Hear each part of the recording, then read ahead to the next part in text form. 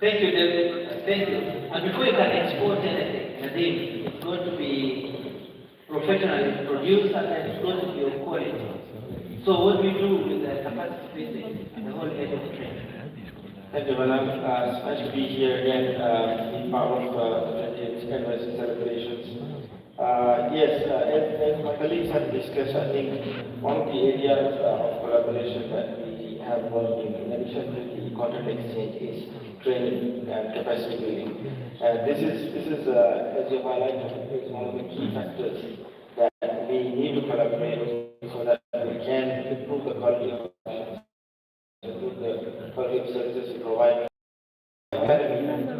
Since COVID, of course, most of the training programs are very online, which allows us now to share these topics as well. Last year alone, our academy delivered 43 trainings in different topics. Where we had over 2,200 participants joining in total. As you can imagine, one of the most popular topics last year happens to be topics related to AI and podcasting. These are some of the topics that were very much liked by our members. And then, of course, social media engagement. And surprisingly, also one of the hot topics last year was journalist safety. This also was one area that there was enough, a lot of participants, and we had to have more presentations and more experts talking about these topics, especially journalist safety, not only in conflict areas, but also about their mental safety, emotional safety, and all of these areas also. Yes, we've been working very closely with our sister unions, mostly AUB Center Broadcasting Union and European Broadcasting Union in terms of trade. And we would love to, of course, expand our capacity and share with other unions as well. One of the things that we have done in the last 2 years is to have all of these trainings available on our learning platforms.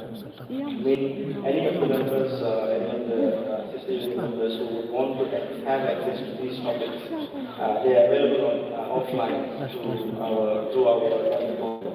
And if there are any interested participants or colleagues on this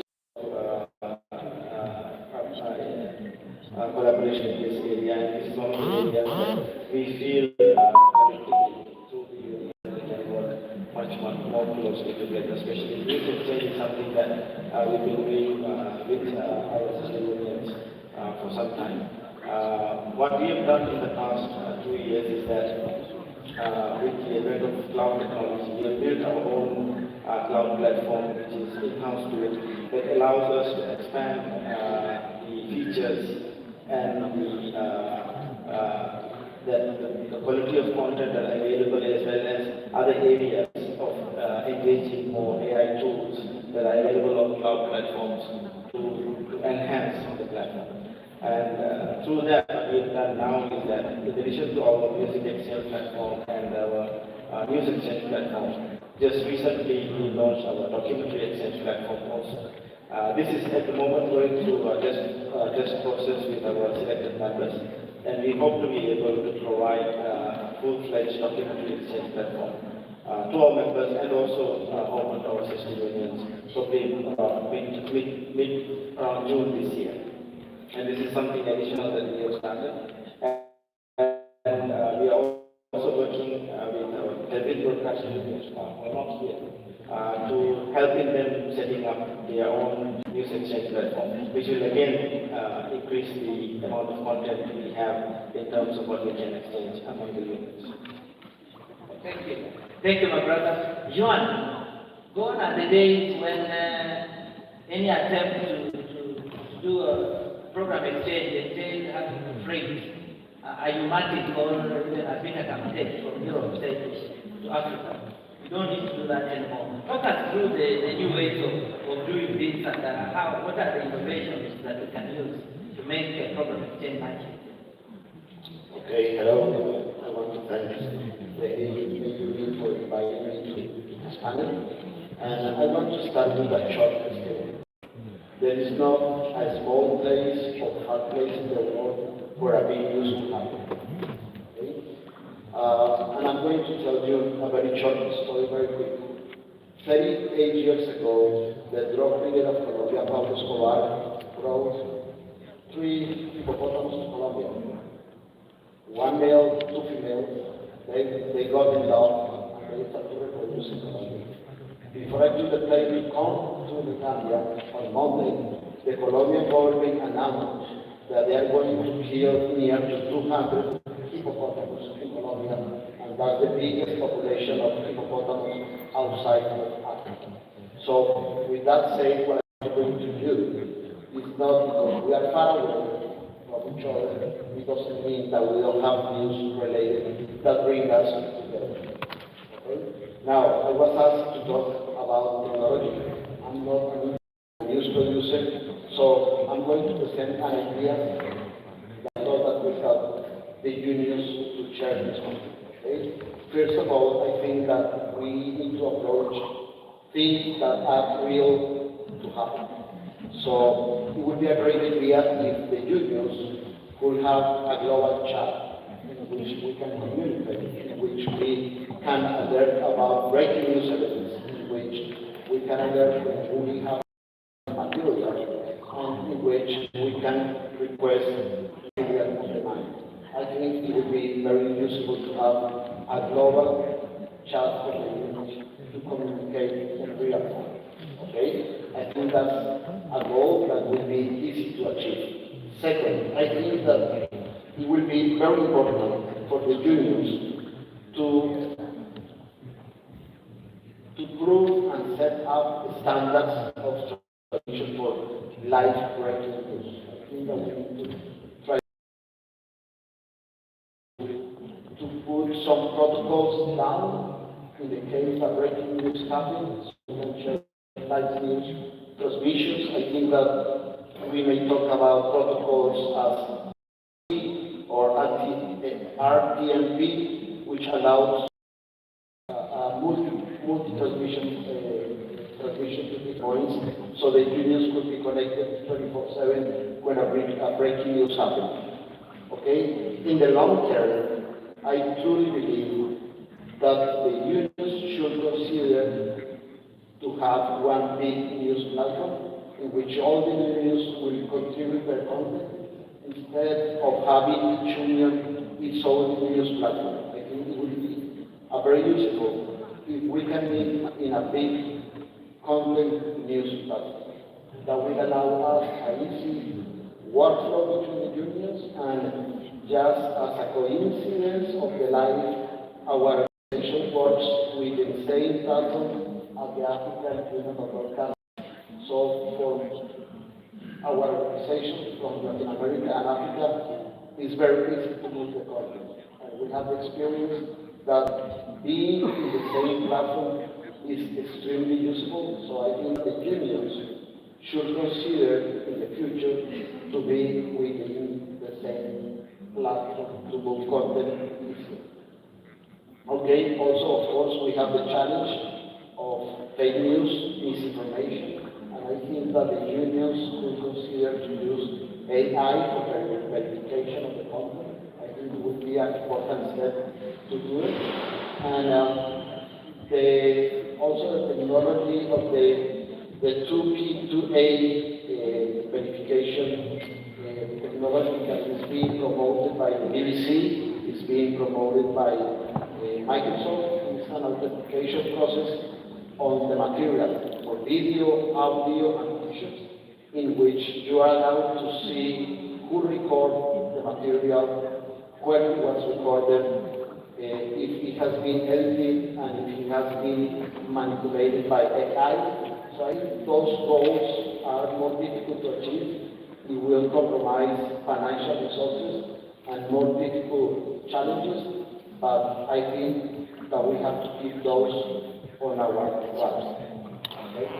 Thank you so much. Thank you, John. Thank you.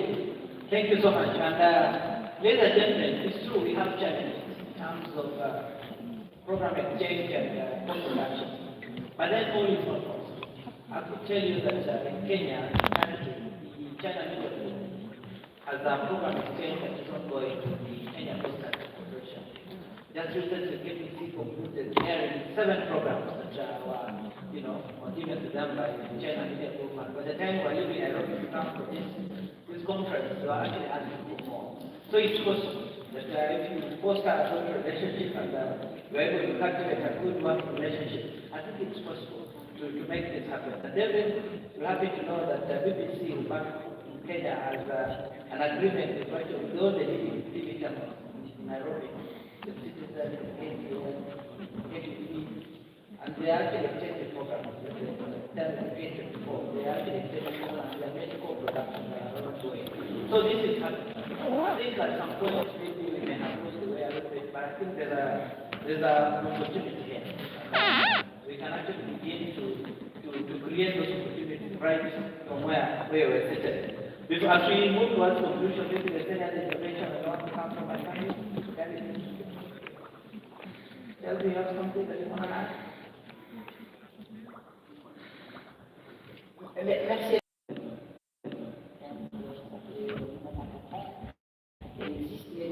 Nous avons traversé beaucoup de chemin en matière d'échange de contenu, notamment pour le monde, en Afrique et nos partenaires à l'étranger. Donc, ce que je souhaiterais, c'est que une relation particulière avec l'Algérie, ça se passe très très bien avec Aïe, avec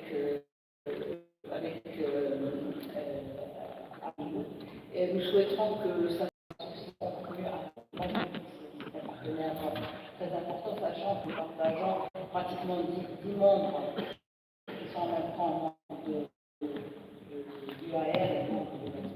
Et je souhaiterais encore plus une meilleure collaboration avec nos amis de l'Union adultique, avec qui, jusqu'à présent, les échanges restent très très limités. Donc, l'objectif, c'est de profiter un peu de leur expérience. C'est une sorte, moi je considère que la grande sœur des humains. Donc, maintenant, ça appartient au plus international de nous aider dans nos activités d'échange. Voilà ce que je voulais dire. Merci beaucoup. Thank you. Maybe we could take some observations on the floor now. Position on the floor. Right there.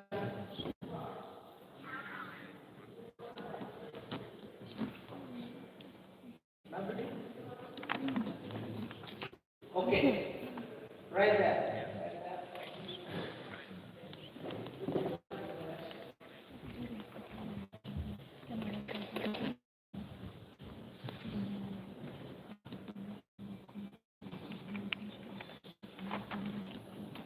Hello. Yes. Thank you for this very interesting panel. This is Beatriz Pastor representing the European Broadcasting Union. I represented 120 broadcasters in European and further away. It's very interesting to hear from my colleagues from the other sister unions, and particularly we know that quality content is essential in today's environment to combat disinformation, to be trusted as relevant public service media, and even more, to be able to get appropriate funding to develop quality journalism in both editorial and technical standards.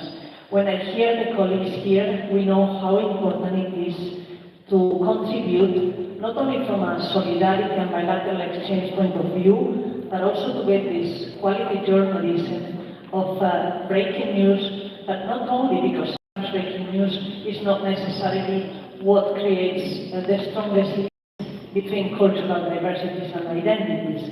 And this should always be through bilateral exchange, both in editorial standards and in technical elements that allows to have this material.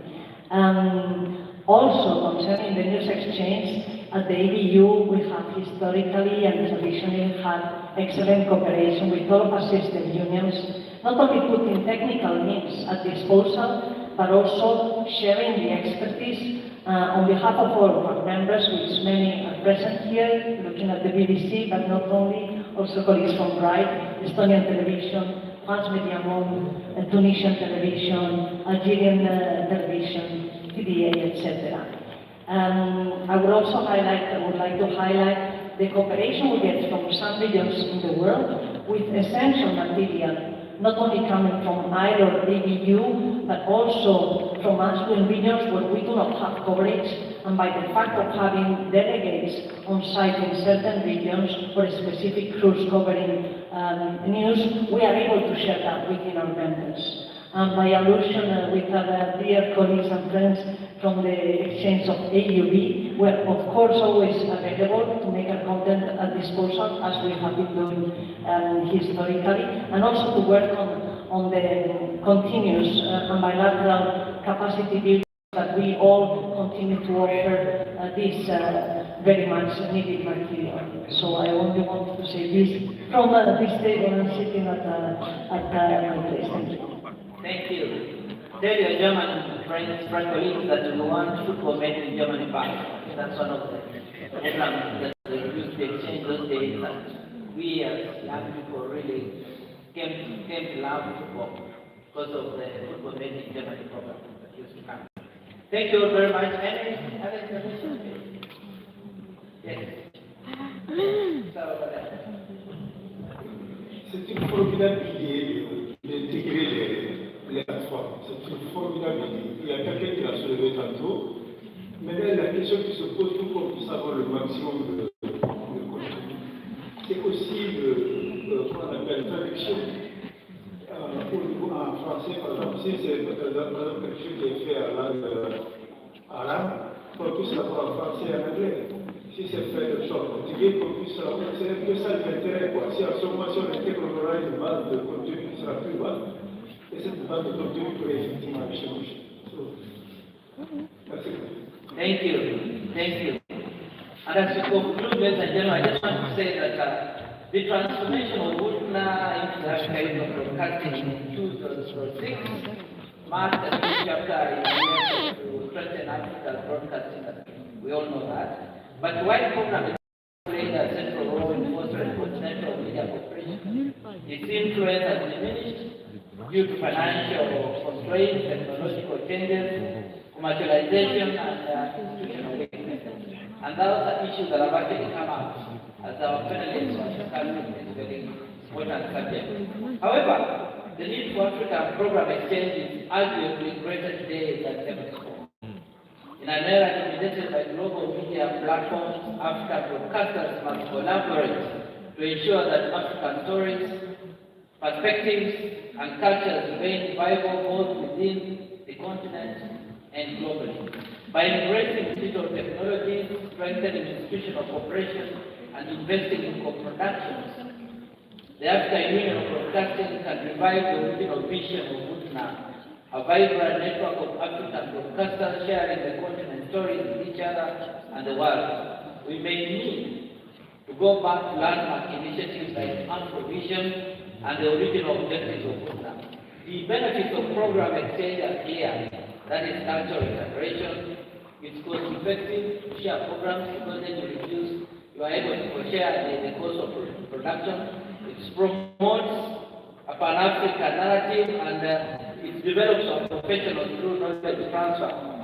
And this, I dare say, we need it like yesterday. Thank you so much, fellow panelists. Thank you, David. Thank you, Nadim. Thank you, Joan. Thank you, Madam Chairman. Thank you, Adele, for bringing this perspective up today. We're all very grateful and really hope that this message can be taken and implemented. I thank you all very much.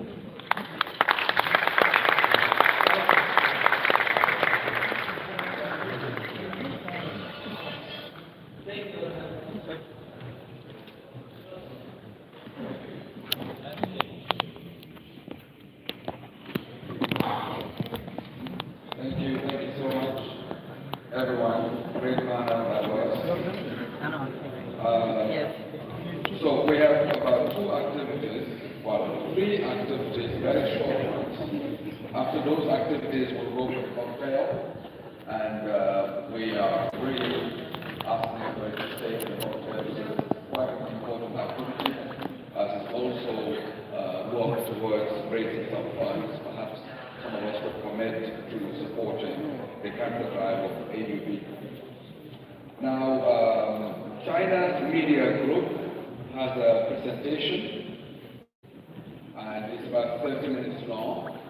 So we'll invite them now to lead the presentation. Can the media group?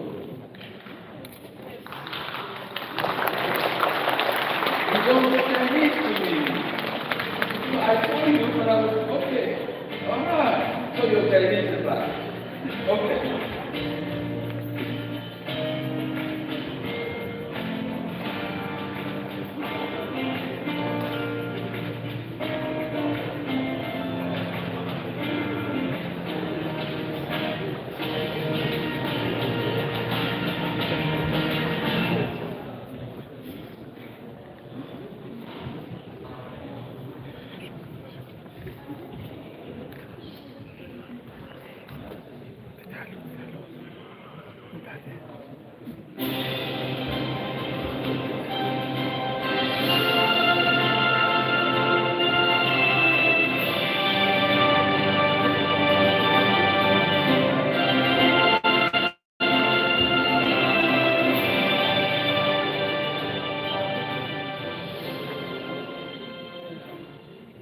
Ladies and gentlemen, distinguished guests, please join me in welcoming everybody here today with a very warm round of applause.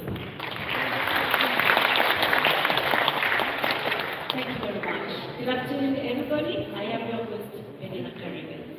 And a very warm welcome to the 6th African Partners Media Event, which is hosted by Channel Media Group Africa and the African Union of Broadcasting. Under the theme China African Media facilitating people-to-people exchanges, today's gathering reflects our shared commitment to closer connections, deeper understanding, and stronger cooperation through media. So please allow me to briefly introduce our distinguished guests today. We have the privilege of hosting Mr. Gregoire Njaka, the CEO of the African Union of Broadcasting.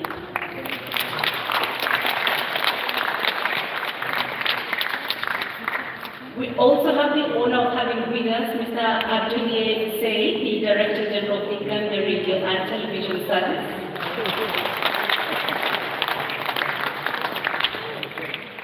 And we have Madam Song Jianing, the Bureau Chief of CMD Africa. And we also have media representatives and partners from across Africa. A very warm welcome to all of you. Now, allow me to invite our distinguished guests to give us a few remarks. First, I will welcome the representative of the host, Madam Song Jianing, Bureau Chief of the China Media Group Africa, to deliver the opening address. Madam Song, welcome to the stage.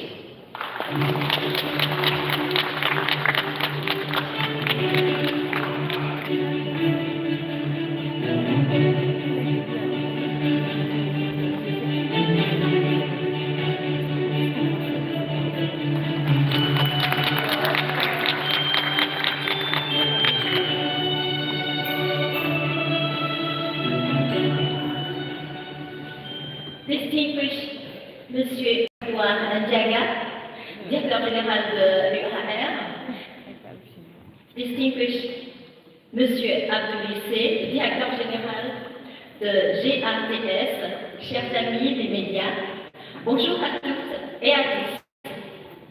Avant de commencer mon intervention à l'Union africaine, à l'occasion de son 20e anniversaire. Au cours des 2 dernières décennies, l'UAR s'est engagé sans relâche à promouvoir la coopération et le développement des médias en Afrique, jouant un rôle important dans le renforcement des échanges entre les organisations médiatiques africaines, ainsi que dans le développement des partenariats médiatiques internationaux. Je tiens également à souhaiter la bienvenue à tous les distingués invités présents à cet événement médiatique, African Partner 2026, et à exprimer ma sincère gratitude à nos partenaires de longue date, ainsi qu'aux amis des médias venus de tout le continent qui ont travaillé en étroite collaboration avec nous au fil des années. En copie, comme dans de nombreux pays africains, un proverbe bien connu dit « Si tu veux aller vite, marche seul, mais si tu veux aller loin, marchons ensemble ». Cette sagesse reflète parfaitement le parcours de la coopération médiatique sino-africaine. Elle incarne véritablement l'esprit de l'année 2026 des échanges humains africains. Plus tôt cette année, les dirigeants chinois et africains ont conjointement lancé l'année 2026 des échanges humains Chine-Afrique au siège de l'Union africaine à Addis Abeba pour fantasmer un nouveau chapitre pour des relations plus étroites entre les peuples de la Chine et de l'Afrique. Les médias jouent un rôle essentiel de passerelle dans ce processus, assumant la mission importante de raconter les histoires Chine-Afrique et de transmettre les voix des deux parties. À titre personnel, c'était un grand honneur pour moi d'avoir été témoin du moment important où CETUD a rejoint l'UAR et de contribuer à l'approfondissement de la coopération médiatique entre la Chine et l'Afrique. Je me sens profondément privilégiée et reconnaissante de faire partie de cette aventure. Enfin, permettez-moi de renouveler mes félicitations à l'UAR pour son 20e anniversaire. Je souhaite à l'UAR un développement continu et des résultats encore plus remarquables dans la coopération. Je souhaite également à tous nos partenaires plein succès dans leur travail ainsi que de belles perspectives d'avenir. Merci beaucoup.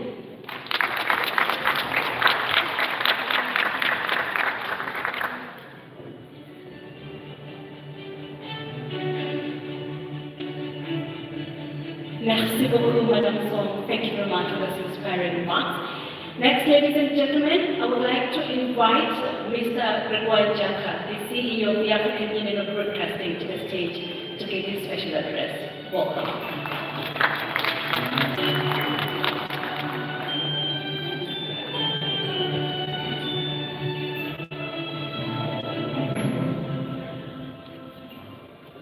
Mesdames, Messieurs, j'ai constaté avec de plaisir que Madame Song avait inauguré cette liturgie de la parole en français. Je voudrais me permettre tout aussi de lui emboîter le pas. Madame Song, je suis heureux, je suis très heureux, je suis infiniment heureux d'abord de vous voir, ensuite de me rappeler comme hier les débuts de la coopération entre CNG et UAR. Je suis heureux de constater que nous avons fait du chemin ensemble. Nous avons labouré ce champ ensemble et que nous avons, nous, que je considère comme des Allemands, bu à la source de vos connaissances. Et dans d'autres villes où vous avez la bienveillance de nous inviter. Je sais, je me rappelle comme hier de ce grand sommet que nous avons organisé ensemble à AUB sur les changements climatiques. Et d'ici, je vois la qualité des interventions, mais aussi je vois ces pas de danse sino-africaines, ces pas de danse sino-africains qui ont ponctué cette cérémonie. Je voudrais, au terme lorsqu'il faut faire le point par thème, puisque la coopération va continuer, vous dire merci. Merci à vous. Merci à votre gouvernement et merci au soutien que vous nous avez apporté pour l'organisation de ce 20e anniversaire. L'UAR est une réalité évolutive. C'est pour cela que lorsqu'on parle de 2016, 2006 à aujourd'hui, on se rend compte qu'il y y a toujours des pas qui ont été faits. Les anglophones disent step by step, mais nous allons commencer à construire, nous continuerons à construire cette union, en dépit de toutes les difficultés. Et quelquefois, des vents contraires. Je voudrais prendre l'avantage de cette prise de parole pour vous dire que la porte est très ouverte, comme elle est ouverte pour toutes les autres organisations. Nous avons, lorsque nous venons, nous avons au moins aujourd'hui une trentaine de champs de coopération. Nous avons eu ce nom petit à petit, année après année. Et aujourd'hui, en faisant le point, nous ne pouvons que nous en remercier. Et surtout, nous rappeler que beaucoup de choses restent à faire. Vous savez quels sont les échanges que nous avons eus sur des projets à venir. Je souhaite que ces échanges se poursuivent, se densifient et enfin nous apportent tous les fruits escomptés. Donc, je vous remercie donc, pour le travail abattu ensemble, mais je remercie aussi l'ensemble des acteurs de la coopération entre l'UAR et comme je dis, ces organisations. C'est des choses qui comptent et nous rapprochent les hommes des autres. Car en réalité, tout ce que l'on fait, disait le sage, n'a de sens que si ça rapproche des uns et des autres. Si ça rapproche des hommes, si ça améliore la vie des uns et des autres, et si ça jette les bases d'un avenir meilleur. Je vous remercie donc, et ça fait beaucoup de joie que j'ai pris la parole ici. Et je sais que ce soir ou demain, il y aura un petit événement qui va être organisé à votre intention, Madame Son, parce qu'il faut savoir dire merci. Et l'UAR vous dira merci. Au moment où votre carrière commence, ou comme on dit chez nous, au moment où le soleil se couche sur votre carrière actuelle, mais vous ouvre d'autres horizons, je pense que l'UAR ne pouvait pas faire mieux. Merci.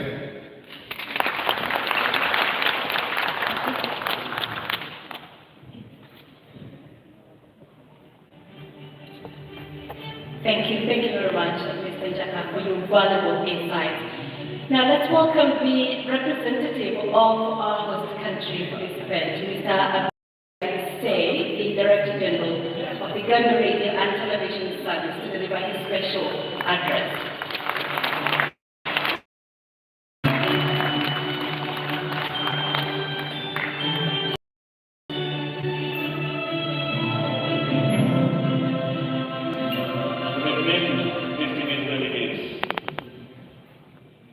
Gratitude and thanks to the Song, head of China Media Group.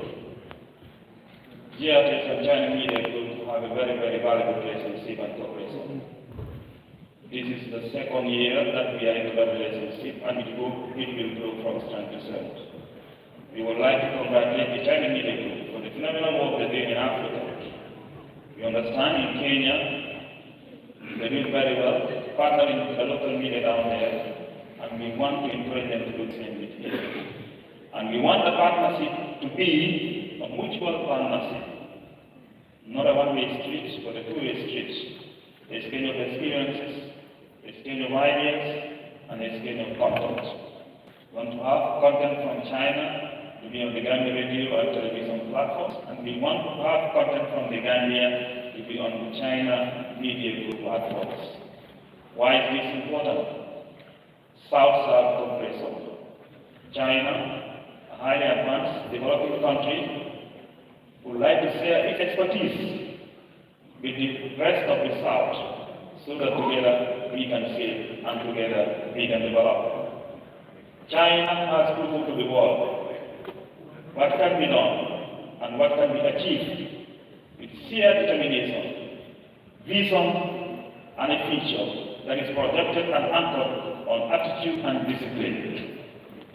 In our part of the world, there are certain things that we are not achieving, not because we don't have capacity or the capability, but probably the mindset is the issue. If it can be done and we can do it, it will be done. So I call on all the delegates here of the African Union of Broadcasting to continue to believe in Africa.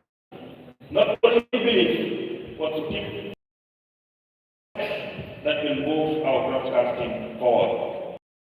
Ceremonies are fine, but then what comes out of the ceremonies is more significant and more important. We need to be focused, disciplined, and have a clear vision of where we want African broadcasting to be. And I think there are started. In the panel discussions, we did say we need to transform, we need to innovate, and I believe that's the way to go. We need to think and plan in a different way.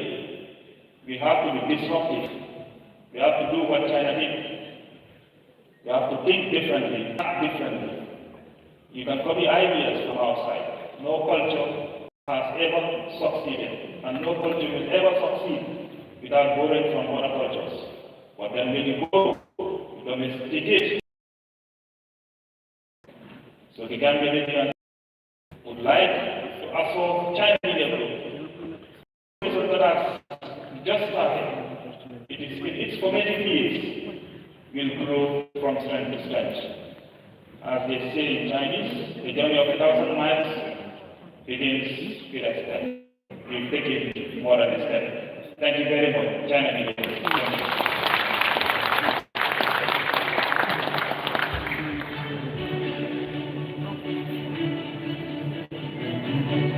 Mr. Sain, thank you very much for those remarks. And like you said, South-to-South collaboration and an exchange of experiences, ideas, and content. That indeed starts today because, ladies and gentlemen, CMG Africa is honored to present a selection of high-quality programs, including documentaries, children's content in multiple languages.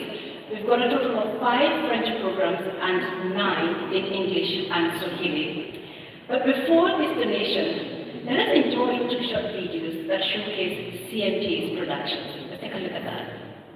This is a magical land where the 4 great ancient civilizations once intertwined. For over 2,000 people have inspired and nourished craft legendary stories. These stories are like spring in an oasis, everlasting, passed down through the ages. This land is called Dunhuang. Tu te lis d'amitié avec un humain? C'est tout ce que vous avez fait. Rendez le péninou tout de suite. Choqué, les exterminateurs sont à notre trousse. Quoi, Beta? Quoi?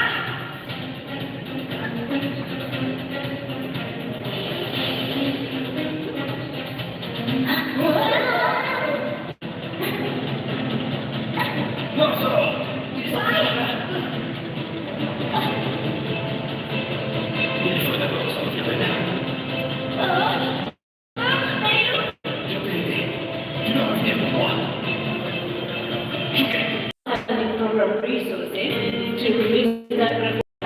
CEO of the AUB.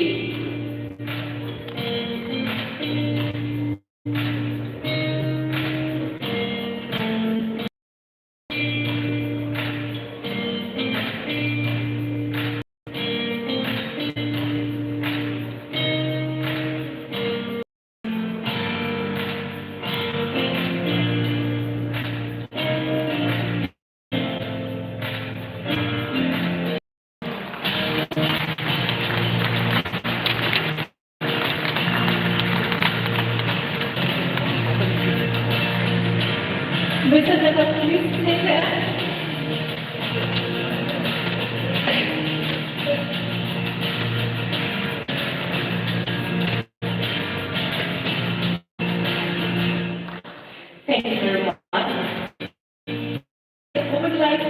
invite Mr. Abdullah Say, the Director General of the Uganda Region Television Service. Please join us here on the table, Say.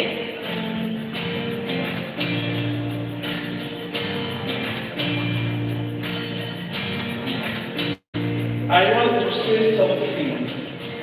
I'm really delighted to receive this catalog because one of the most problems we have in Africa is the lack of projects of program on children and on women. And this program, this catalog really is an answer for that. And you know,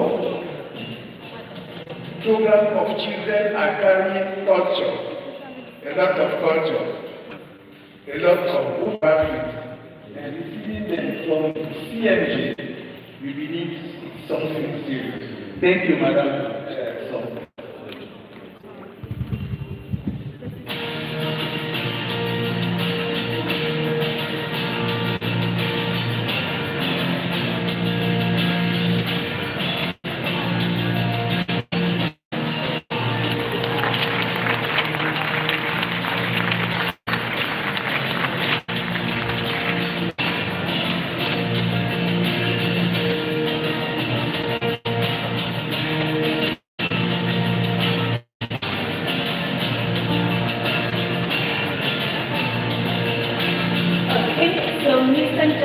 Kindly join them for a family photo. Thank you.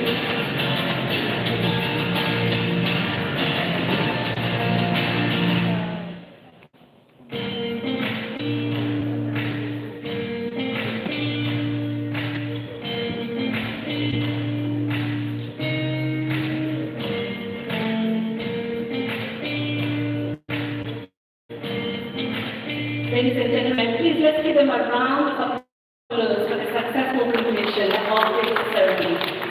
We sincerely do hope that these programs will serve as a bridge, as Mr. Say said, bringing our peoples closer and deepening our mutual understanding.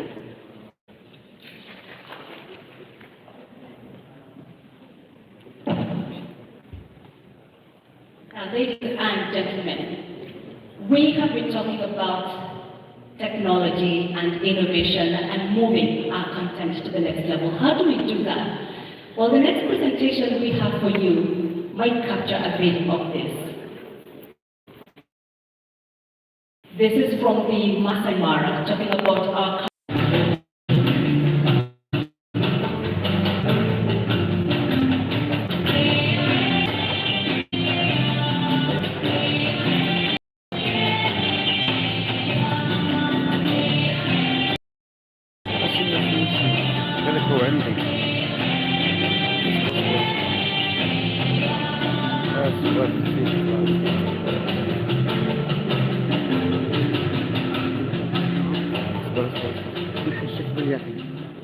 Now, we've all heard the great holiday migration described as a spectacle. But last year, standing in the dust of the Masai Mara, feeling the literal vibration of over 1 million rooms hitting the earth, I realized it isn't just a show, it's a heartbeat. Well, I had the privilege of questioning Kenya's President during that visit about the strategic importance of conservation. The most profound insight didn't come from the podium. It came from a young Maasai Moran named Duncan Sitaka, who very gratefully welcomed me to his home.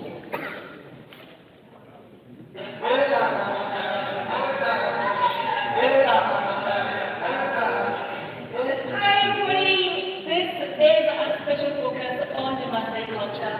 My name is Selina Soba. That is Maasai, which means how are you doing? And today I'm joined by Duncan. He's our host. Hi Duncan. So introduce yourself, please. Hi guys, my name is Duncan. Welcome to our meeting. Okay, let's go and see the video. The generosity and wisdom of Duncan Sitaka and his community is unmatched. He explained to me why these wild animals are an integral part of their existence. He said, and I quote, "Animals are our source of life. Through them, we know whether to prepare for drought or rainfall." You see, for centuries, his people have decoded animal behavior to survive.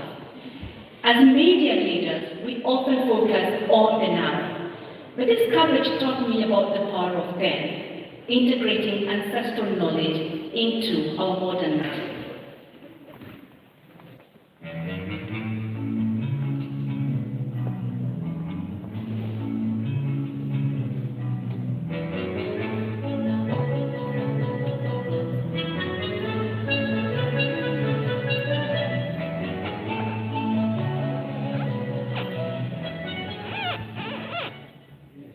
To bring this heritage to the world, we had to bridge the gap between the bush and the broadcast booth. In years past, we spent hours chasing a signal across the ridges, and oftentimes losing that feed at the very crucial moment of a crossing. But last year, our goal was to take our audience where no human reporter could safely go.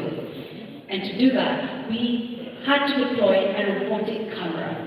What you just saw on those screens, what we at CMT Africa very fondly refer to as our robot dog. That dog allowed us to capture intimate, ground-level interactions between the animal herds. And I remember the first time we deployed that dog out, even the tourists stopped their Land Cruisers to marvel at it.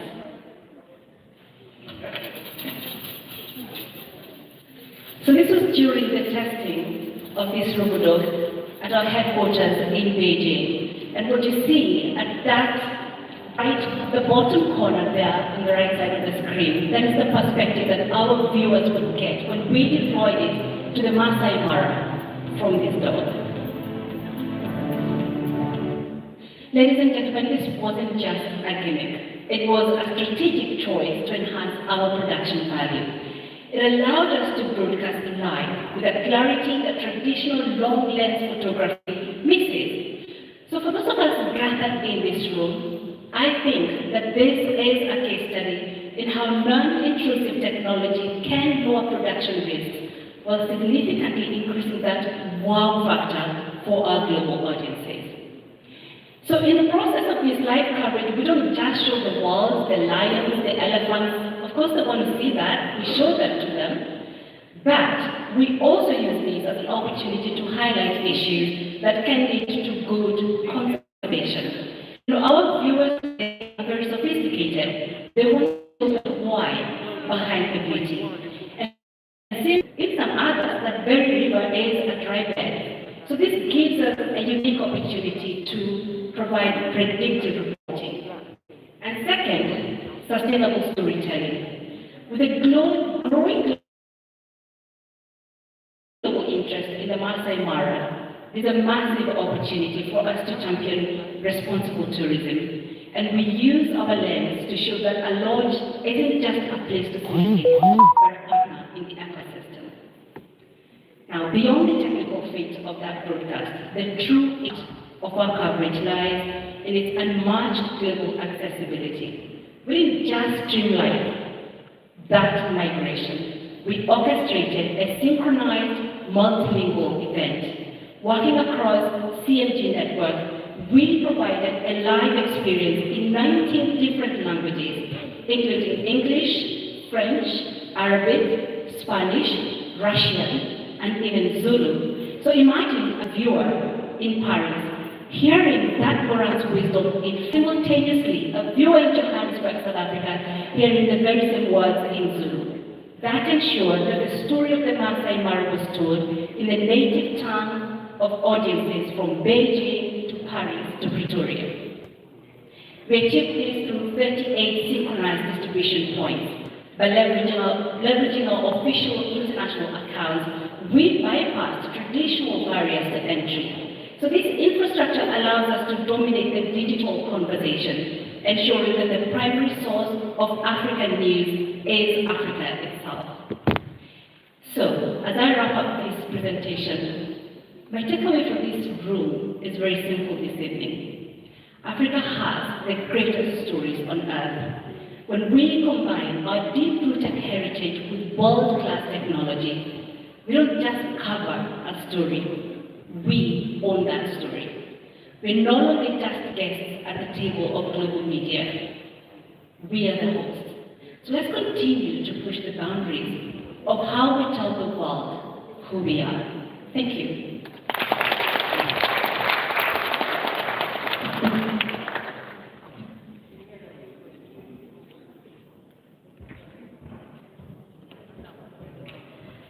And so, having taken you to the Masai Mara, to show you a little bit of what we do, ladies and gentlemen, our distinguished guests, I'm afraid time really does fly when we are together. As we come to the end of today's program, I think we have shared ideas, we have strengthened partnerships, we have celebrated the power of collaboration. It has truly been a pleasure having you with us at the 6th African Partners event. And on behalf of the organizers, I would like to express my heartfelt thanks to all our distinguished guests and my very sincere appreciation to everyone who made this possible today. I wish that AUB and all our partners continued success. May China and Africa cooperation grow even stronger, and may the friendship between our peoples continue to flourish. Thank you very much, and we look forward to seeing you again next year at the next event. Thank you.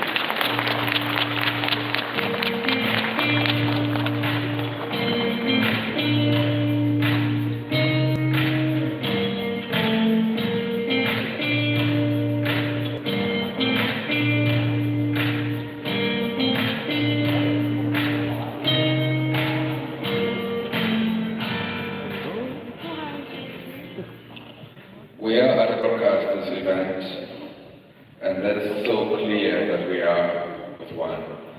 For a moment, I thought we were going live on television for some reason, on some aspect of a live report. It was brilliant. Thank you again, the China Media Group. The next activity is an important activity by CCTV and AUB. Signing of a memorandum of understanding between the two entities. It is our understanding that a signature had taken place, but we had to witness the ceremony of the signature. So perhaps we will swap the contract, the MOU, between the two partners. So with pleasure, I would like to invite Ms. Lee and as well Mr. Gaga of AUB. Please, ladies and gentlemen. Photographers, if you could come forward, it will be quite a symbolic gesture. We do it somewhere here.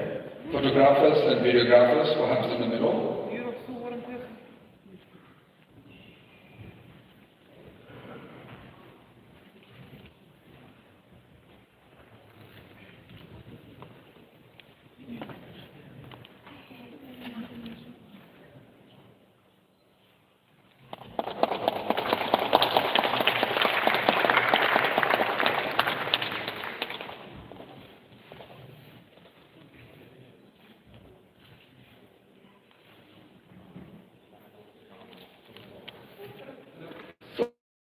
Ms. Lee, do you want to say a few words, or this is it?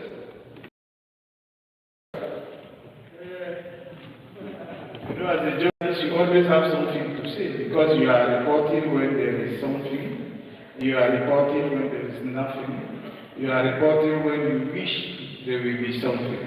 So I would like to, first of all, to congratulate my friend and sister, Mrs. Lee, who has been appointed at the head of CCTV Plus. And we were expecting it, we were praying for it, and there we are. Thank you, Mrs. Lee. And this is another step in our cooperation between AUB and CCTV Plus. And we believe that it will be brighter and brighter, and that next year, when we meet, we will not have only one memorandum or only one big document, but we have a few of them in different aspects. Thank you again, CCTV Plus.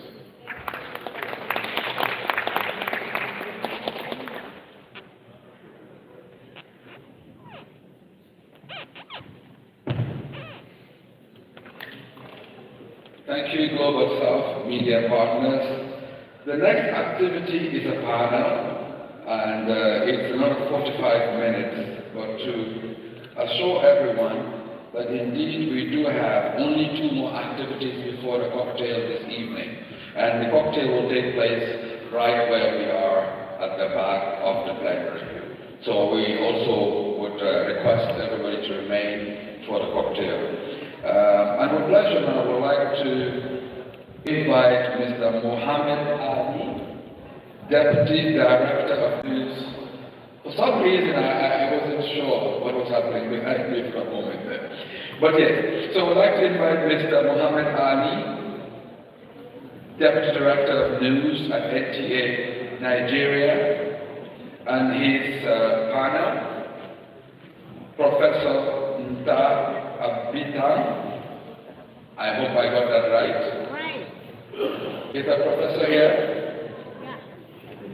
And we have Emmanuel, Director of TV Services, RBA Rwanda. I was thinking about it, and because my Kenyan Rwanda is not on that and the pronunciations are off, I wanted to save myself the embarrassment. So Emmanuel is okay, right? Yeah. And Ms. Lee, CCTV China Plus, CCTV Plus China, and Sufia Rubia, Easy Broadcast, France. So as usual, we'll be very strict with the time. It's 45 minutes. Once you see me standing up, you have 5 minutes to go. Thank you. Yeah, thank you very much.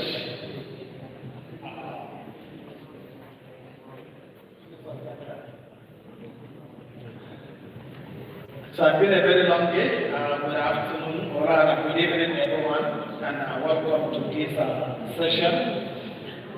This is a session that we're expecting to go on this panel. We are supposed to go on this panel. Now, please come on. Sorry. I know that I'm going to the panel. I was actually supposed to be here. Sorry about that.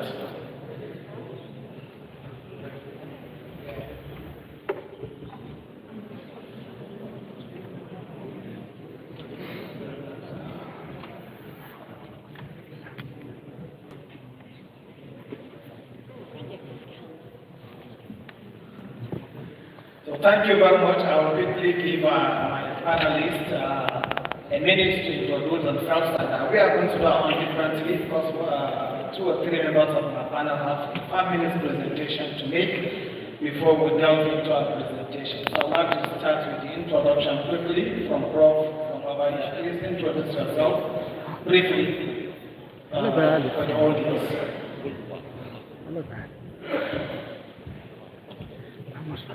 Merci Monsieur.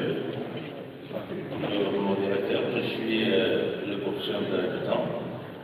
Je suis enseignant universitaire de 2 au Cameroun. J'ai été sollicité pour intervenir dans ce panel numéro 3.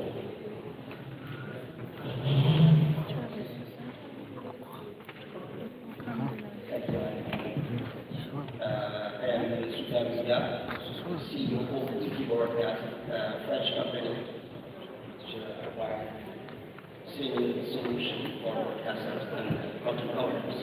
Thank you. Yeah, next. Hello everyone, my name is Lola Hu and I'm from the CCTV China Media Group, and we are the leading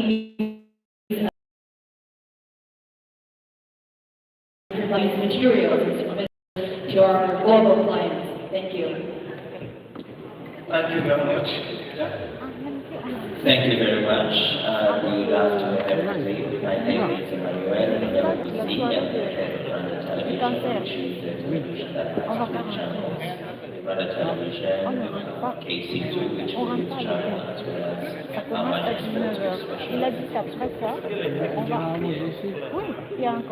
Thank you very much. Can anyone remember the surname? That was there when they had to call so that you can find his name. but the clever young body is solid. Thank you very much, Madam. You can go ahead. Bonsoir tout le monde, je suis AUB Center, journaliste grand reporter à la télévision nationale tunisienne. Je suis spécialiste en communication politique et communication de crise. Merci. Okay, these are members of this panel, and so I would like to thank you once again for listening. Like I said earlier, I want to have some presentations to make. I don't know, are you going to do another presentation, same as the one you've done earlier? Do you still need to do it? Or we'll start with the Lola. Can you start with your presentation, please? Yeah.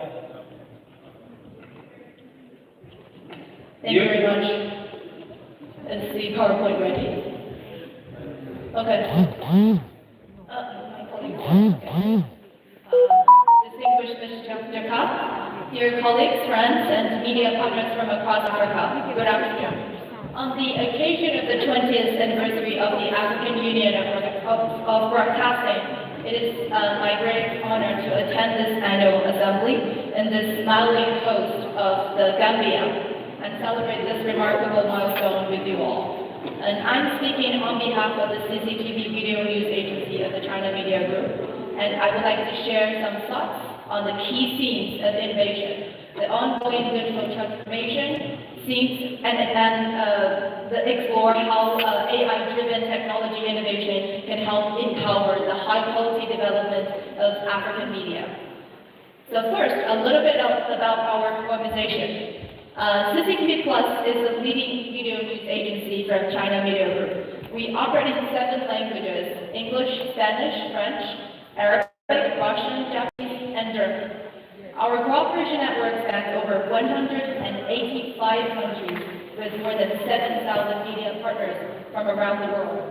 That includes 126 media organizations across 47 African countries. So leading Africa media outlets such as GRTS here in the Gambia, NTA in Nigeria, and KBC in Kenya, SABC in South Africa, 2TV in Morocco, and RBA in Rwanda regularly use our news materials every day.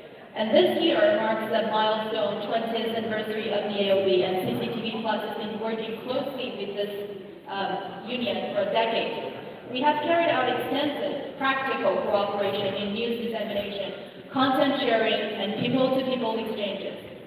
Last year, the China Media Group, together with media organizations from across the Global South, launched the landmark Global South Media Partners Mechanism, inviting African media to participate in this initiative, which aims to promote broader cooperation and deepen cultural exchanges. Just now we saw that the CEO of CCTV Plus, our CEO, Madam Xia, signed the strategic cooperation agreement with Mr. Dakar, CEO of the AUB. The mechanism will provide our African partners with high-quality content resources, and moreover, it will promote co-production and co-broadcasting and organizing training programs, and inviting African media professionals to come to China for seminars, discussions, and site visits. Today, the global media landscape is undergoing profound changes. Media organizations across the global south, including those in Africa and China, are facing critical opportunities to upgrade and transform. Promoting technological innovation and media integration are not only essential pathways to modernization, but also key to enhancing our independent communication capacity and strengthening global discourse power. And what I would like to mention most here today is that through this mechanism, we will provide Africa media with the access to our independent developed platform called MediaMix. It is an AI-powered end-to-end solution designed to address the real challenges in media production and boost daily newsroom operations. The platform will offer practical support to you across 3 areas. First is the AI-assisted content production. It integrates tools such as text-to-image, text-to-video generation, and intelligent editing, enabling rapid material organization and efficient content creation. It will significantly speed up production cycles. And second, it's about the AI-powered transcription and translation. It can support speech recognition in over 17 languages and translation into 85 languages, allowing one-click generation of multilingual subtitles with online proofreading, effectively overcoming obstacles in multilingual communication. And third, its AI-driven text-to-speech feature, covering more than 70 languages and over 560 voice options. It enables instant conversational scripts into high-quality voiceovers in major languages such as English, Arabic, Swahili, and Hausa. It helps to address the high cost of dubbing and resolve the issue of a shortage of professional talent. And now let's watch a short video to learn more.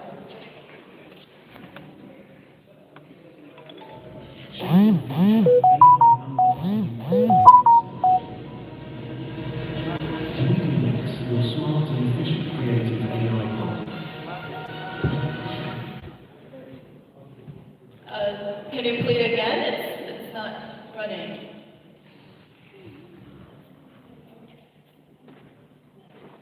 Okay. Unlocks new possibilities. Medium Mix, your smart and efficient creative AI partner. Transfer text to images, allowing thoughts to flourish on screen. Instantaneous translation available in 70 languages, bridging communication gaps. Break barriers, deliver precision. Push the limits of your imagination with AI as your creative partner. Real-time voice transcription, delivering clear dialogues. Revolutionary sound replication, allowing AI to accurately convey emotion. 国家移民管理局近日表示，240小时过境免签政策带动入境游持续的。Según datos oficiales, hasta el 31 de marzo, el país registró 9,215 millones de entradas de extranjeros. Humans and AI together creating a smarter world. Okay, so Media Mix is a technological tool specifically designed to meet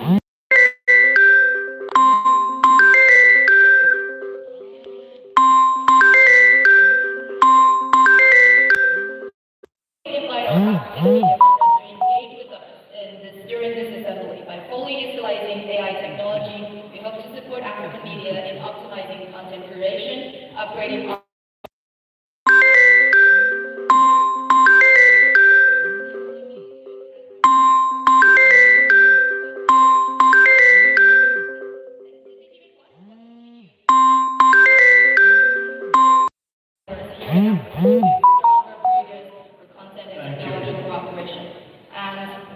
so that our global sales perspective can be better heard and seen on the international. I would like to introduce my colleague here, Admiral and Florence, who will be helping if you have any questions about our platform.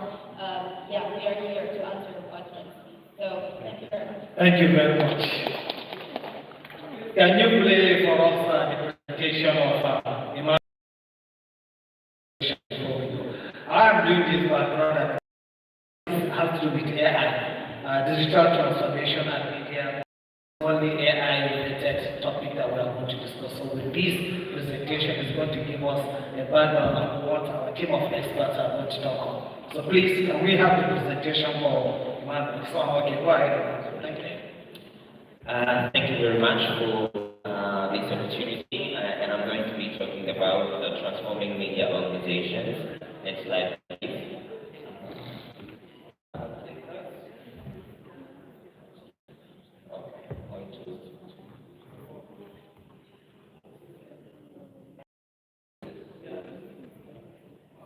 Okay, so how do I go back? There we go. So my presentation is subdivided in a few areas, as you can see them in front of you. So we're going to be talking about the newsroom transformation and emerging roles, because as all the previous speakers in different panels have highlighted, there's a shift, or there should be a shift for us to adapt to the modern times. And then we're going to be talking about digitalization of processes and audience behaviors, because the behaviors are changing. We also need to digitalize or to change the way we serve them, the news and programs that we produce for them. We're going to be also talking about monetization, financial sustainability, and youth revenues. And earlier today there was a panel that really tackled it beautifully. I might be sounding like a broken record by repeating some of the things I have already spoken about. And then I'll be talking about the skills, training, and digital leadership. And this expounds on point number 2, which talks about the digitalization of processes and audience behavior. So basically, we need to retrain ourselves to be able to go with the trend. Will be in the presentation is African media ready for this economy? And the other question I might ask, just to be a provocateur, is do we have a choice? And I think we really don't have a choice. So the newsroom transformation, 85% of jobs in the media today need digital skills, whether we like it or not. So it comes back to the point that we really don't have a choice. So we really need to step up if we do want to be left behind. So 30% of journalistic tasks are automatable via artificial intelligence. A good example is Media Mix that has just been presented to you, ladies and gentlemen. So you can see that translators, transcribers are going to be, or are already done by AI. So there's the growth of journalists who are in data positions have tripled or is tripling. I've given you a few resources I've got the information from, which unfortunately I don't have enough time to go through, given that 3 more minutes. 3 more minutes, so I can't really go through all that. I think very quickly, those were the key numbers I wanted us to talk about. So hybrid profile, we started from print, we went to digital, now we're up to multimedia, and then tomorrow there might come another technology that will oblige us to do something else. And then we're also talking about integrated newsroom, radio, television, web, social networks, and other platforms that will come up as technology evolves. Artificial intelligence is one of them, which is going to assist us in content production, but also content consumption, because you can quite read a voluminous book in a few minutes, because it can condense it or expand on it depending on how one wishes to consume the information. So very quickly, I'll move to the next slide where we talk about production and distribution, we talk about automation, as well as audience behavior. So these are the same side, at different sides of the same coin, because when we talk about production and distribution, we talk about cloud-based editing, which is one of the features the platform that has just been presented to us offers, a centralized digital archiving, so it's basically storing all our material in one platform. Advanced content management systems, so these platforms is also one of them. Video on demand, we used to sit in front of our TV sets waiting for a particular program at a particular time, but nowadays we're really wanting to see it on our own terms and sometimes in shorter versions. So automatic subtitling and voice recognition, the automation, I've already talked about it in the first slide, and the previous speaker in this panel has already really expanded on that. So I'll move very quickly to the audience behaviors, and 75% of access is via mobile phone in Africa. So basically, this is how we've started consuming the information, especially young people under 35 who consume mainly from mobile and social media networks, and the growing consumption of short and 30-minute circuits formats. I'll go over the, did you say 20 seconds? 40 seconds. Yeah, 30 now. Okay, so very quickly, these are the areas that we can really talk about the monetization, subscription, advertising, which is not really working that great in Africa, so we need to step up a little bit. And branded content, on-demand video, which one of our panelists has spoken about, sports and live event rights, and event rights was one of the biggest topics in this gathering today. So we also need to target the diaspora and the skills training and digital leadership. We really need to train, retrain, innovate, and strategize, because every day has its own realities depending on the platforms and the various needs and the financing constraints that have also been explained earlier. So the central question, very quickly, so maybe 10 seconds, is that yes, there are so many strengths, being digital first, being the fact that internet penetration is increasing, given that we're really dealing with a digital divide. So those are opportunities, but there are also structural obstacles that we can tackle as we go on. And one of them is the fact that most people do not have access to the internet. So, well, I think to conclude, yes, we are ready, and no, we do not have a choice. And thank you very much for your kind attention. Thank you very much. We quickly move to our next presenter, Ms. Danny.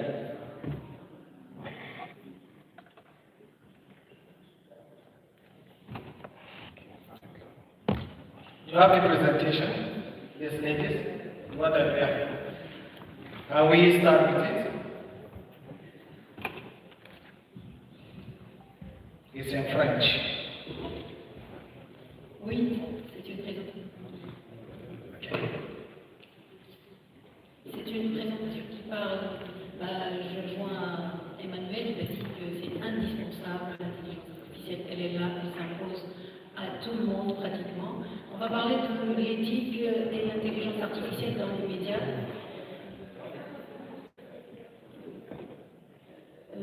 Est-ce que je peux changer?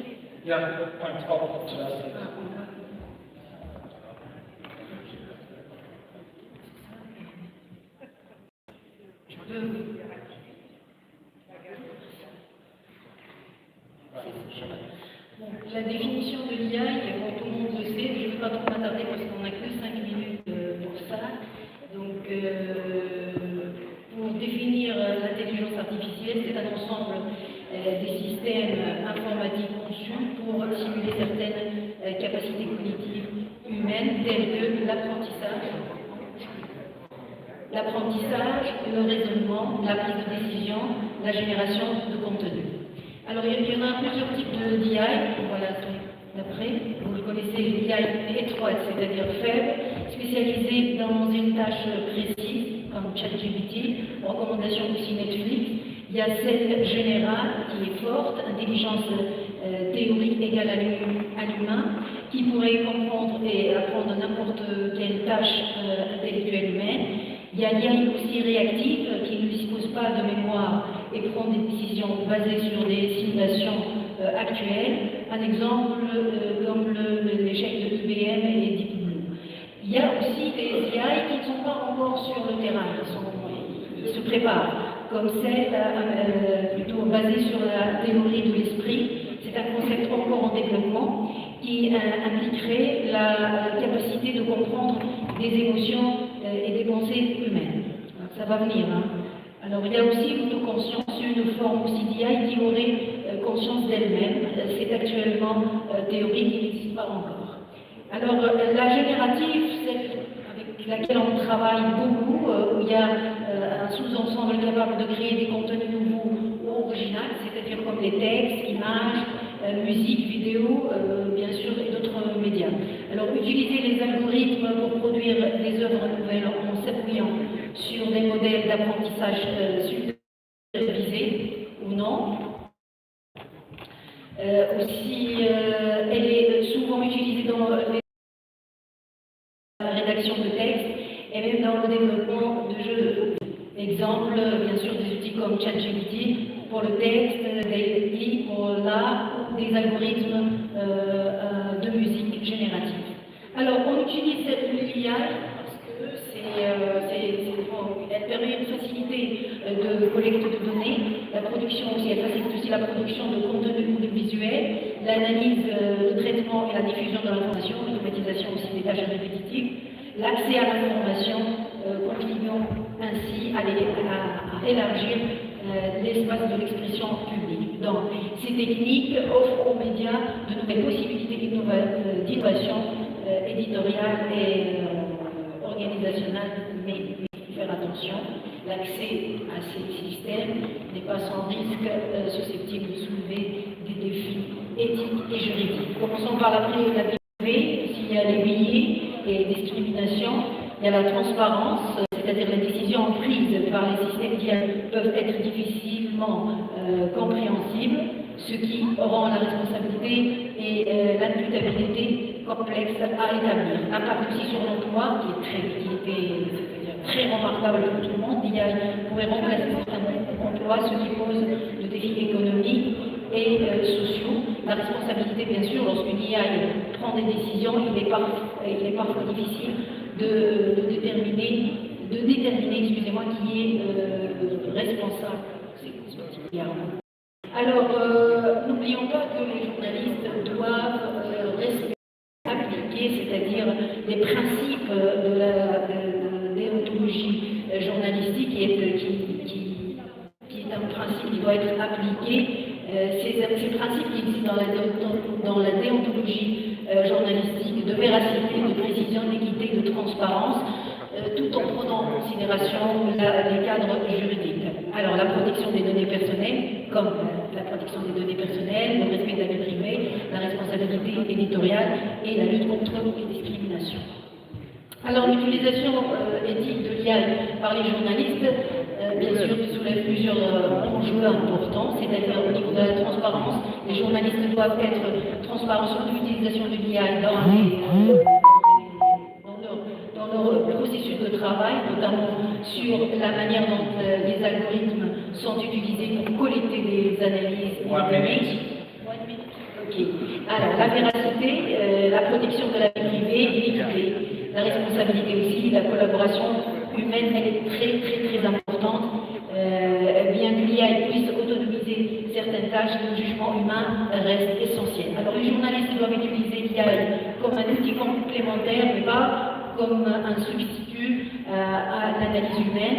En respectant ces principes, les journalistes peuvent tirer part des avantages de l'IA tout en agissant de manière éthique et responsable. On passe aux réglementations.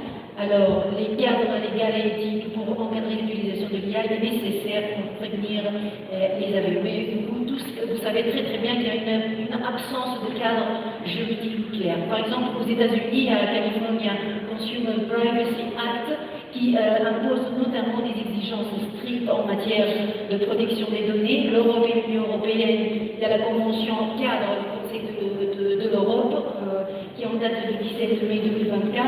Le règlement aussi européen 2024-1689, IA Acte du 13 juin 2024. Il y a la Chine qui a également mis en place des réglementations ciblées notamment sur les contenus générés par l'IA et la responsabilité algorithmique utilisant la diversité mondiale des approches. Il y a le Japon qui s'oppose. Les recommandations, je finirai. Comme je viens de le dire, le Japon s'oppose tout à fait à la version européenne en se positionnant en faveur d'une approche très souple. Pourquoi? Pour attirer des entreprises et des investissements. Alors le cadre légal, l'utilisation de l'IA dans les médias principalement influencé par l'IA de l'Union européenne. L'utilisation de l'IA dans les médias sera classée en fonction de son risque, de son niveau de risque. Inacceptables au risque sont soumis à des obligations strictes, doivent être transparents. La responsabilité éthique, les médias, par rapport à la responsabilité éthique, on a vu le cadre légal, les médias doivent utiliser l'IA de manière éthique, responsable, plutôt en respectant les droits d'auteur et en évitant la discrimination. Les meilleures pratiques rapidement, évaluation des risques, protection des données, transparence des algorithmes. Alors les conclusions, vous les voyez en rouge, je ne vais pas les lire. Le contrôle humain et la sécurité des technologies online doivent être conçus de manière à garantir que c'était la fonction de manière sûre et éthique. Je passerai à la conclusion parce que il y a plein de choses là par rapport à ce qui est audit, à ce qui est outil de contrôle et de sécurité. Je passe à la conclusion. La conclusion, alors, qu'est-ce qu'on va retenir? C'est que lorsque les journalistes recours à des contenus générés par l'IA sans en vérifier l'originalité ou la légitimité alors, ils s'exposent à des risques juridiques liés à la violation du droit d'auteur. La deuxième conclusion, les médias doivent exiger des fournisseurs d'IA qu'ils fassent preuve de transparence quant au fonctionnement des outils et aux données qu'ils utilisent. À la fin, tous les systèmes d'IA utilisés dans le journalisme devraient faire l'objet d'une évaluation indépendante par des organisations de journalistes, des conseils de médias ou d'autres experts de médias afin de s'assurer qu'ils respectent ces normes éthiques. Merci et désolé pour... Thank you so very much. Thank you very much, panel. And I will agree with me that this panel, this session, like I said, has to do with innovation and then technology. You can see it has a lot to do with AI and what I mean. It's because the AUB and African media industry knows that AI is very key. It's not the future, it's the present. That was why the first media conference took place in Cameroon, where a lot of issues were raised, and then we on the continent have not taken it lightly. We've gone ahead to do a lot of things as far as AI is concerned. And now we are gradually having experts that are doing a lot in that field in the media. Every journalist now is doing one thing or the other to see that we invite that and we use it ethically. We have among us here Dr. Ethan, who is going to talk to us on reinventing the information value chain on AI, and I will look at the innovation, news gathering, processing, and dissemination. Because we are media, also want to look at how the AI automation and the content verification, like she just spoke about our toolers and speakers in their presentation, especially the ethical use of AI as enumerated by our last presenter here. And then data journalism, of course, we know that a lot of presentations, a lot of data that come and that needs to, we journalists need to understand, to interpret and simplify them for our audiences. And that is why I want to ask Dr. Iman, how can the information value chain be modernized in Africa? Doctor, how can we, what can we do? How can it be modernized without losing control of the editorial values or our editorial policies as the case may be? Yeah. No, I'm talking to the doctor.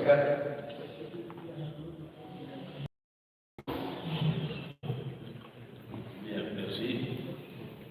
Nous intervenons dans ce panel pour l'innovation, transformation numérique et puissance médiatique. Et dans ce panel, nous avons été demandé aussi la puissance médiatique, un financement démocratique. Dans la puissance des médias, c'est d'avoir la capacité à façonner l'opinion publique, influencer les comportements et définir en tirant l'information. Par la répétition des perceptions sociales et idéologiques. Aujourd'hui, cette influence est financée par une perte de confiance des publics vis-à-vis des médias, les réseaux sociaux ayant transformé la production et la réception de l'information. Nous allons examiner ceci en deux temps. D'abord, nous allons commencer par l'émission du pouvoir médiatique. Excusez-moi. On sait depuis Tocqueville que la théorie constitutionnelle est mise en place et par Montesquieu, on va compte à elle seule la réalité du pouvoir. Si les pouvoirs les pouvoirs dans le XXe siècle parce que justement mon institut, il a marqué ce siècle et a permis à ce qu'on parle de quatrième pouvoir. Le quatrième pouvoir qui en réalité est souvent beaucoup plus annoncé par les médias que dans la réalité. Et c'est en réponse à ces types de demandes, et pour mieux mesurer les attitudes et adopter, que la sociologie des médias s'est développée et que l'on a vu fleurir à partir des années 40 des travaux empiriques comme les travaux de Jacotin, dans son ouvrage que l'on connaît, c'est Jacotin, Le viol des pouvoirs par la propagande politique, qui a été ensuite renforcé par des auteurs comme Vincent Bacard avec la persuasion clandestine. Cette façon de voir les choses a permis que les médias ont effectivement élaboré ce qu'on a appelé dans les années 70 l'agenda city, où on pensait que c'est les médias qui définissent ce à quoi on doit penser, et allant d'ailleurs plus loin, non seulement ce à quoi on doit penser, mais également une sélection des sujets qui sont ceux qu'il faut traiter. Dans la deuxième partie, nous avons abordé la question du positionnement continental des médias africains. Nous partons d'un constat. Le constat est que le continent africain pèse très peu sur la puissance médiatique continentale et même mondiale. Ce constat est fait depuis la 4e conférence des pays non alliés. Les participants ont relevé le déséquilibre flagrant entre la situation mondiale et l'information au détriment des pays du tiers-monde. Et ils ont évoqué l'urgence de repenser une communication globale dont tout le système est organisé sans eux et à leur détriment. 3 ans plus tard, c'est-à-dire en 1976, à la conférence d'Nairobi de l'UNESCO, il y a eu une formulation de la communication sous forme du nouvel ordre mondial de l'information et de la communication, ce que l'on a appelé le nomique. Et tout le monde connaît bien ce qui a été réservé au nomique, qui a mis en place ce qu'on a appelé le PIBC, le Programme international de développement de la communication. La plupart des pays occidentaux s'y sont opposés. Et à travers des contestations des lobbies occidentaux comme la World Press Freedom Committee ou bien l'International American Press Association, le NOMIC a fait long feu et est décédé de sa belle mort. Les initiatives qui ont essayé d'émerger, on peut citer entre autres Télésud, devenu Télésud, Vox Africa, Africa 24, Africa Media, et même la PANA qui est devenue PANA Press, qui a été mise en place au niveau continental. Toutes ces initiatives aujourd'hui semblent être ennuyeuses. Et pour une raison, le problème de financement. Le problème de financement qui a été évoqué dans le premier ou le deuxième panel. Tous ces projets-là, c'est un problème de financement. Et maintenant, comment transformer les médias africains en des stratégies d'influence et d'intégration? We'll come to that. That's the next one. Let us be ask you, how do we overcome, what should we do to overcome these challenges that you have said? So I would like to quickly go to Sophia. I will play your presentation while you speak to it. And I would like to look at the issue of a structural decision that we must make to make sure that we fit. What I say we, I'm referring to the African broadcast industry. What are the things we need to put in place so that we can fit into this future, which is already here? What is the most critical infrastructure? The critical infrastructure that we need. What should we put in place? What is the most critical infrastructure? Sophia,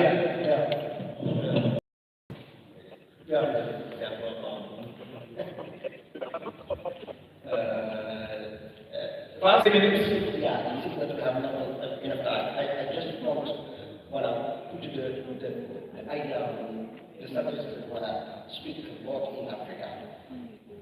Let me start with something that's not technical but is actually political. Right now, when an African viewer starts viewing an African broadcast online, the still is the continent. It traveled from Amsterdam or a data center in Virginia and comes back to Africa. So people that we don't own, server we don't control, and infrastructure we don't will. We are building African media on someone else's foundation. That is the core issue. This as normally should be about. That is one of the fastest growing markets for video consumption. Over 800 million internet user project by 2030. Over 70% of that consumption happens through mobile, tablet, or TV connected. And yet, less than 10% of content delivery network servers from where the content will be delivered used by the broadcaster, African broadcaster, today is hosted in the content. 10%. So what should we do to protect independence? What should Africans do? The first thing I think to do is investing seriously in African and cloud infrastructure is something that we can do alone as an African country. We should do together. It needs a lot of money. But for OTT, depending on the level or the need of each company or broadcaster, I think we should, each broadcaster should do it by itself. To make it quickly. The first decision, as I said, is investment. OTT, which is how audiences watch today content on their phone, their mobile, or on their TV content. And today the broadcasters want to operate on that space, on that area. They are already using some clouds like Google Clouds, AWS, or Amazon, and some CDN content delivery network known to the world. I can see some bigger words like Cloudflare or HMI. That are all nice, good technologies, but I use them every day. But dependency is not a strategy. It means every cost decision, every OT or policy changes is outside of our control. Thank you very much. Let's go to Lola. Lola, you showed us much that you can do as an agency that deals with data and video. Now, what suggestion does CCTV has for African entities in terms of our ability? What should we do to key into this? You talk about disaster cooperation, earlier on, and we in Africa, this mechanism typically will help us in enhancing our reporting. So what do you suggest? What do you suggest for us in order to benefit from these services that you have? Okay, thank you very much for your question. As I mentioned earlier, that we, since the establishment, our agency has been sought to tell the stories of China to the world. So, as key forces within the Global South, we believe that Chinese and Africa media should focus more on this development-oriented journalism. So that is what I propose, to present a more comprehensive picture of China-Africa cooperation. This includes shining the spotlight of Africa's internal driving forces and showcasing the practical achievements in various fields, from poverty reduction to social development, economic cooperation, and green transformation. So we hope to work closely with our African media peers through initiatives such as Global South Media Partners by sharing content resources and co-producing, and we aim to promote more development-focused reporting, which will amplify African voices more widely across the world. And we are having this Global South Director co-production program think beyond coverage this year. So we will have this kind of program later to be published, and we invite our African media peers to send us the stories about how you do to help living more the stories of what happened in China, what happened to us. So we can tell the stories of this to the world together.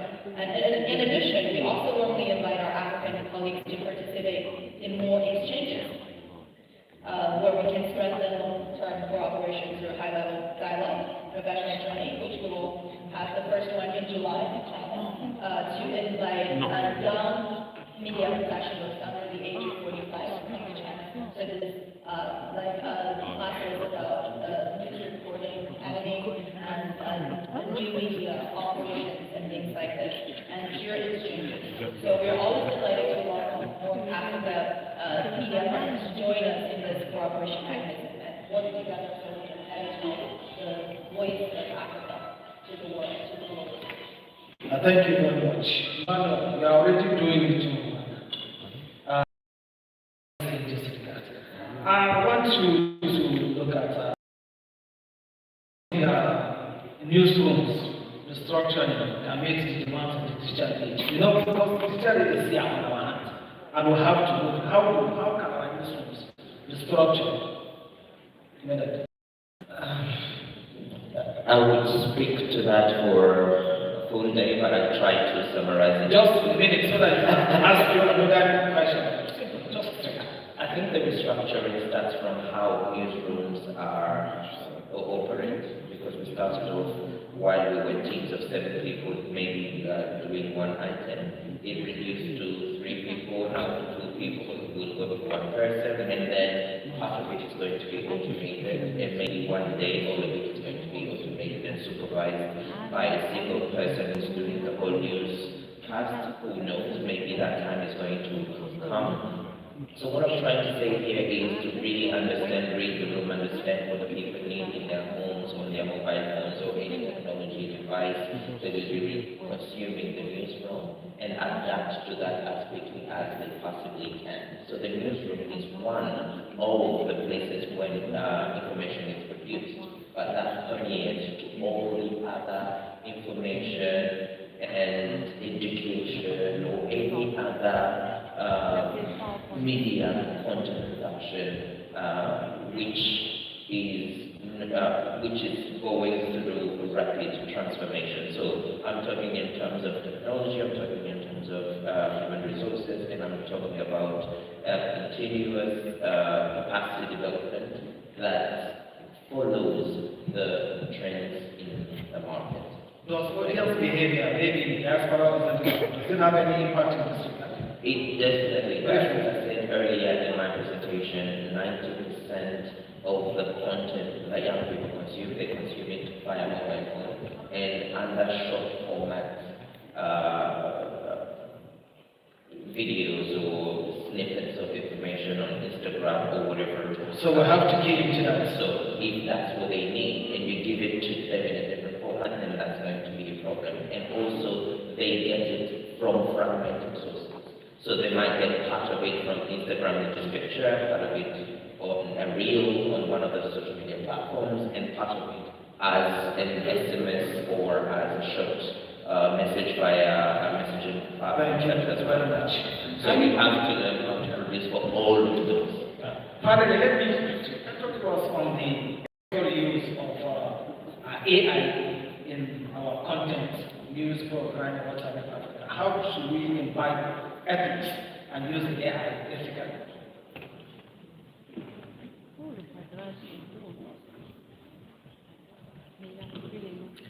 Alors, je pense que ce sont de bonnes pratiques au niveau de la rédaction. Voilà, il faut vraiment évaluer les risques. Avant tout, il faut connaître comment ça se passe, comment on travaille avec ça. Qu'est-ce qui t'offre l'IA, qu'est-ce qu'il peut avoir pour toi aussi. Il y a le travail journalistique qui est donné à ces outils pour que ce soit utilisé. Et il va utiliser les mots de savoir dans quelle banque de données, où va cette information des journalistes. Il faut faire attention à notre côté en tant que journaliste, donner un média, c'est-à-dire où est-ce que ça va aller. N'oubliez pas qu'il y a différents médias, il y a les médias d'investigation, les médias politiques, les médias culturels. Donc pour l'investigation, il faut faire très attention pour les données personnelles. Vous savez très bien, on garde bien nos sources pour l'investissement,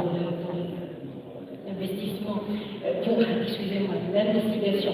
Alors pour ça, je pense que bien sûr c'est dans mes recommandations, le contrôle qu'on a il est très important. C'est une question très rapide, on va être à jour par rapport à ça. Aussi l'exigence d'explicabilité, c'est-à-dire pour être, c'est-à-dire les utilisateurs, les journalistes, les médias doivent comprendre comment ces décisions sont prises et être en mesure de suivre nos résultats, ça d'une part. De deux, il doit y avoir un tableau de bord quand même. Je termine, il me reste 30 secondes. Un tableau de bord, c'est-à-dire intégrer des tableaux ou des intérêts de surveillance qui permettent aux utilisateurs de suivre le fonctionnement de l'IA en temps réel, très important. Je passe aussi, en parlant de tout ce qui est investigation, la formation continue, elle est là par rapport aux journalistes, par rapport à cette nouvelle technologie qui évolue d'une façon très rapide. La sécurité technologique et en lien mesure de sécurité robuste, ça doit être aussi testé et validé aussi rigoureusement. Il y a un plan d'urgence qui va être là, il y a une réglementaire aussi. Voilà, donc je finis par ça, c'est-à-dire l'accès à ce système doit s'appliquer dans un cadre respectueux des droits humains, des principes éthiques qui fondent la pratique journalistique. L'indépendance éditoriale, la responsabilité sociale et l'intégrité professionnelle. Yeah, thank you. We can go on and on because this is a very interesting topic which is here, and I'm sure you said something that attracted my interest. We have to explain to the people how this works, and that is why the AUB has been promoting the media information literacy, where we have to open up our operations so that we can get the trust of the audience once again. The researchers have shown that the audience have lost confidence in the media, even more than the way they lost confidence in politicians. You can just imagine, even with their lives and they are able to still, the level of trust that the audience have in them is better than that of media.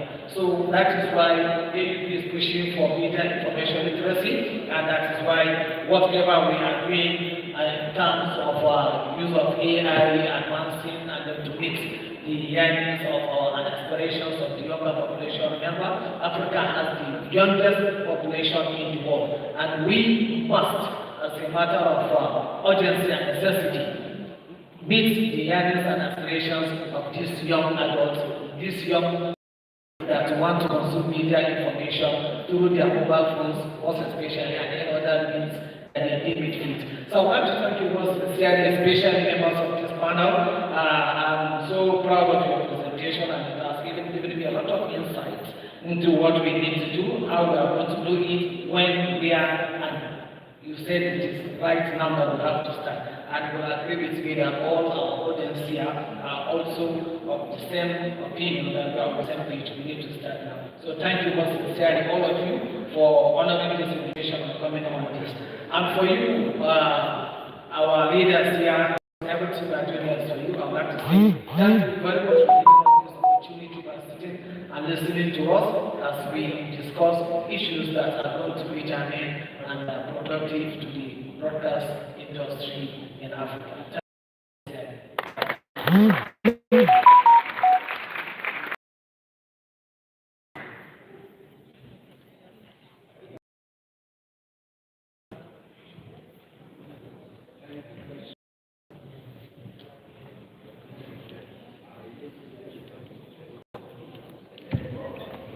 So you know, when he started his moderation, I was excited.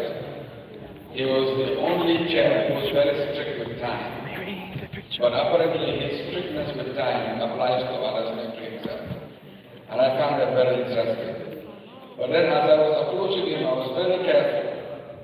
Because the name this man carries used to carry out bombs on his hands. His name is Muhammad Ali, imagine. So that's why when I was spending this time, I was making sure I was away from a punch before I get a right hook. So thank you. That was a very interesting part. I think we have the last activity of the day before the cocktail. Mr. Niji, you have something to say. Not really. I would like only from the bottom of my heart, Muhammad Ali. I would like from the bottom of my heart to thank you because your panel was very, very interesting. Yeah. So, hands forward.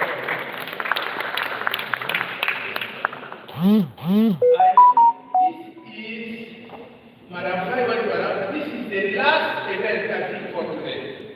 So we started this morning, perhaps it was slowly, but we are arrived a high level. And those who want to know, they must come here and they will see that AUB are very, very good specialists.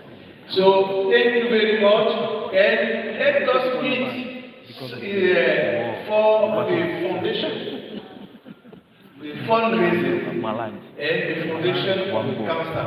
This is concerning everybody. You know cancer? You can have a friend, you see him with cancer, I say, oh, he has cancer. But 1 or 2 months after they discover that you yourself, your brother or your child has cancer, we have to join our hands to make sure that we face cancer. Thank you very much.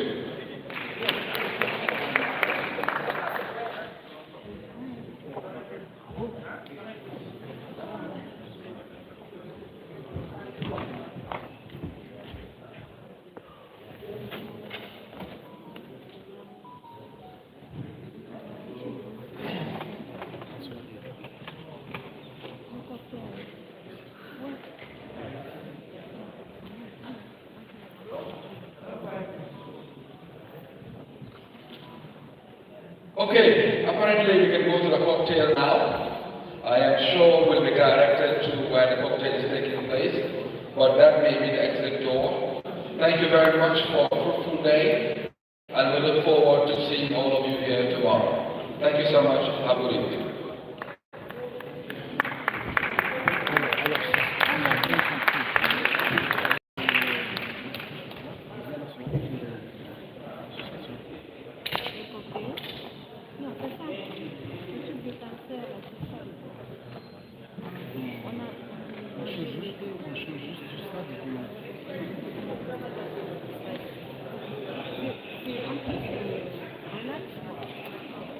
Normalement, on devait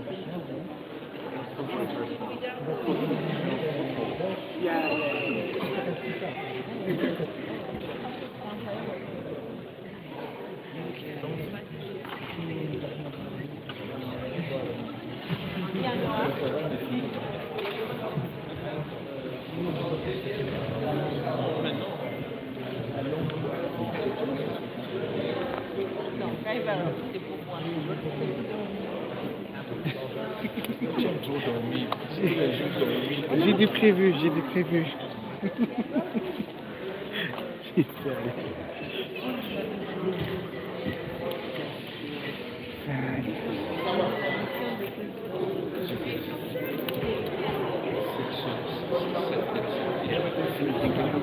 Non, toi, tu peux un mail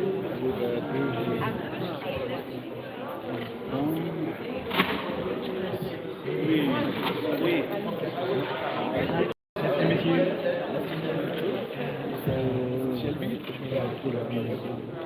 Oh, nice to meet you. My name is I'm in Gambia. Ah, okay. Here in Gambia? Yeah. I'm the press officer. Nice to meet you.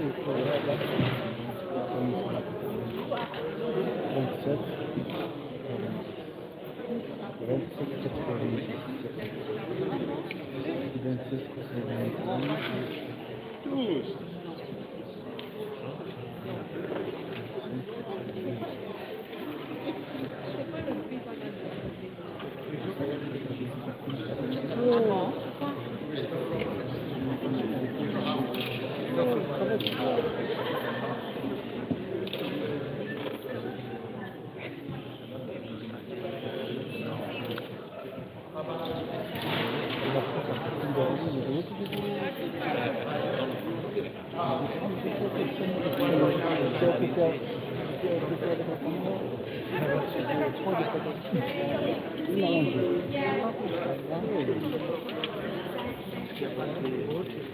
c'est pas gentil, non, dans la gentillesse.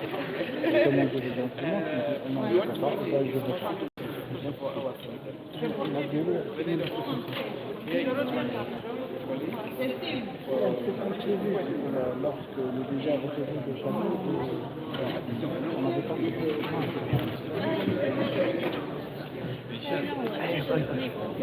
Mute.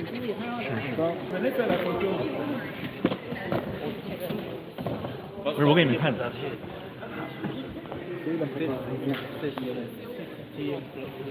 Ok. Parce que je suis beau, il faut être beau.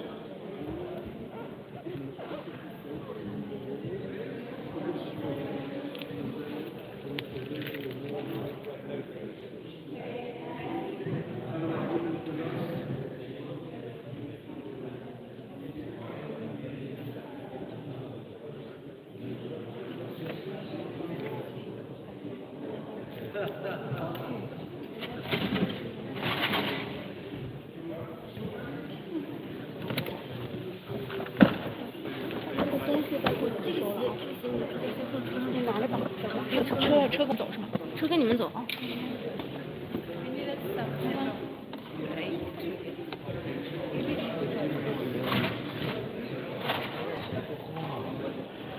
Je pense que j'ai beaucoup plus.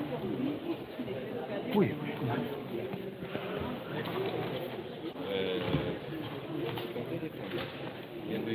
Oui.